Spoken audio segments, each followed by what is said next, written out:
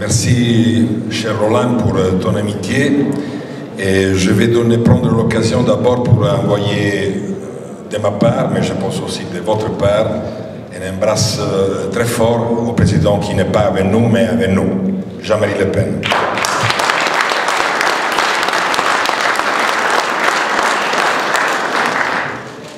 Une fois, il y avait les murs.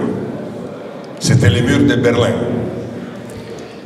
Couper l'Europe en deux, dans une manière verticale, par ici et par là.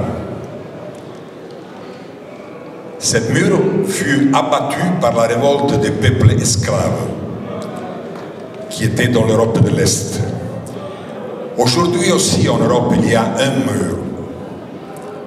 mur qui s'appelle Europe. Et un mur qui va couper l'Europe dans une manière horizontale. Au-dessus, il y a les pouvoirs forts, au-dessous, il y a le peuple. Je pense que la prévision, c'est facile. Dans 6 mois, en tout cas, ce mur sera abattu. Les élections européennes qui arrivent seront un tournant décisif pour l'Europe. L'Europe de demain ne sera jamais comme celle d'aujourd'hui. En tout cas, ne sera jamais comme celle d'aujourd'hui. Contre l'Italie, aujourd'hui, il y a une guerre. Naturellement, une guerre moderne. Une guerre combattue pas avec les armées, avec les avions, avec les bateaux, mais combattue par la finance spéculative mondiale, avec le spread, les taxes, les dettes. Combattue par les pouvoirs forts, avec la pensée unique qui est prédiquée chaque jour par les médias de tout le monde, médias qui chaque jour réalisent un bombardement médiatique contre mon pays, incroyable, jamais vu. Vous en France, vous n'avez pas la sensation de ça, mais je vais prier de me croire. En Italie, aujourd'hui, quelconque journal, quelconque téléjournal, radiojournal, quelconque revue, est un bombardement médiatique contre le gouvernement, que ce soit les journaux de la soi-disant de droite, les journaux de gauche, les journaux professionnels. Cette guerre est combattue avec les menaces quotidiennes du Fonds monétaire international, de la Banque centrale européenne, d'un peuple qui s'appelle Juncker, Moscovici, Dombrovskis, Avramopoulos, Oettinger, Katainen, est combattu avec les menaces ridicules de ce qui s'appelle, qu'il dit d'être votre président, Macron, avec l'hypocrisie jésuitique de M. Bergoglio, que moi personnellement, excusez-moi mon ami Escada, je refuse de l'appeler pape.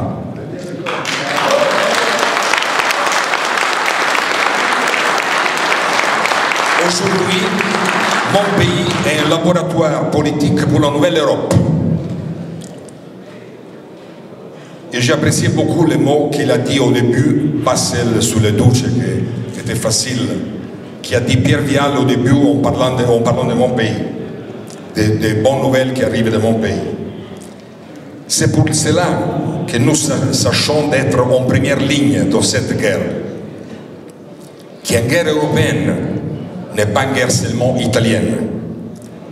Mais nous sachons aussi de n'être pas seuls. Par exemple, tous les sondages, pour ceux qui comptent les sondages, en Italie, ils disent que le gouvernement italien, le premier cas dans l'histoire de l'après-guerre, a une majorité de consensus populaire qui arrive jusqu'aux 67% des éléments. La très grande majorité des Italiens est à côté de ce gouvernement. Dans l'Europe, va croître le front du non aux marchands sans visage qui nous oppriment. En Europe va prendre forme une alternative pas seulement politique, mais aussi culturelle, civile, sociale, économique, morale, à la décadence de cette année pénible. Aujourd'hui, dimanche 14, dans ce moment dans lequel nous sommes ici, on va voter en Bavière. permettez-moi d'envoyer mes souhaits aux amis d'Alternative pour Deutschland. Le vote en Bavière est beaucoup plus important de la situation italienne pour l'Europe. Parce que si la Bavière va changer, comme probablement sera, physionomie politique, pour Madame la Présidente Merkel, commencera la fin, le déclin. On va voter en Belgique aujourd'hui.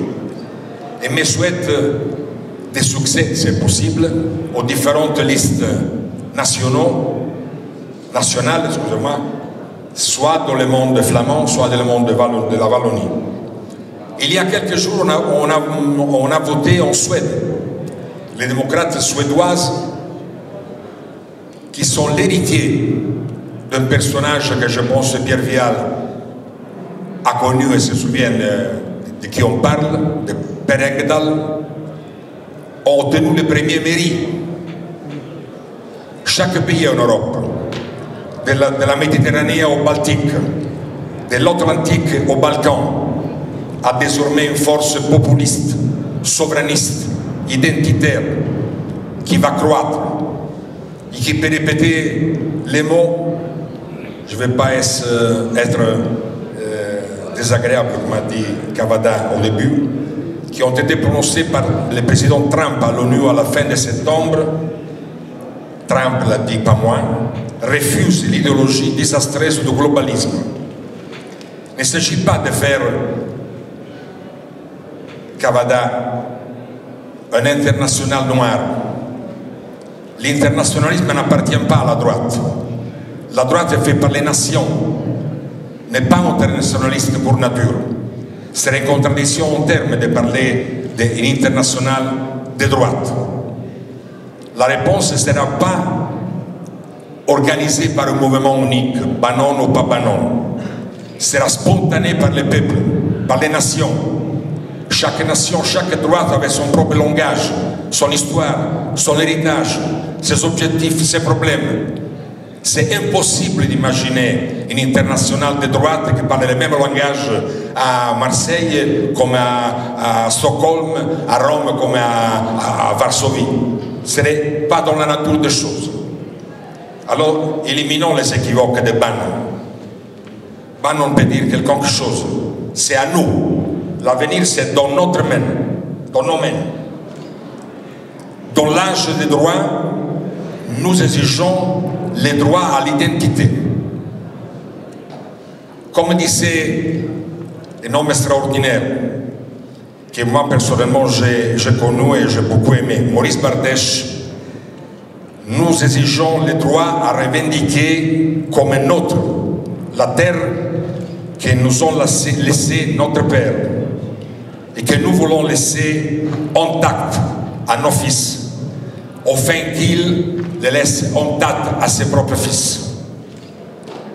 Moi j'aime beaucoup, et depuis mes années de jeunesse, très loin, votre splendide pays, que je jure, je sens beaucoup comme aussi mienne. Mais aujourd'hui, je l'aime encore en plus, la France. Parce que mon pays, mon Italie, est finalement devenu, comme disait Pierre Vial, une très bonne nouvelle pour les Français honnêtes, propres, travailleurs comme vous, et une très méchante nouvelle pour ceux qui vivent dans les châteaux. Emmanuel Macron, Madame Brigitte, ses amis Mimi et Benalla, et ses amis qui peut-être nous n'avons pas encore découvert. L'Italie d'aujourd'hui, c'est une très mauvaise nouvelle pour les ennemis de la véritable Europe. Et une très bonne nouvelle pour les amis de la véritable Europe, celle de la civilisation, de la tradition, de la culture, de la justice, de la liberté. Dans le nouvel monde multipolaire, on aura toujours en plus besoin de l'Europe, de cette Europe, laquelle doit récupérer son propre poids historique international. Mais pour récupérer ce poids, il faut avoir une Europe comme la nôtre. Pas l'Europe sans histoire, des merchants, son visage, son racine, son futur. Il faut l'Europe de la beauté, de l'art, de la science, de la foi. L'Europe que nous aimons et que nous voulons. Celle qui dans les siècles a été la véritable lumière du monde entier.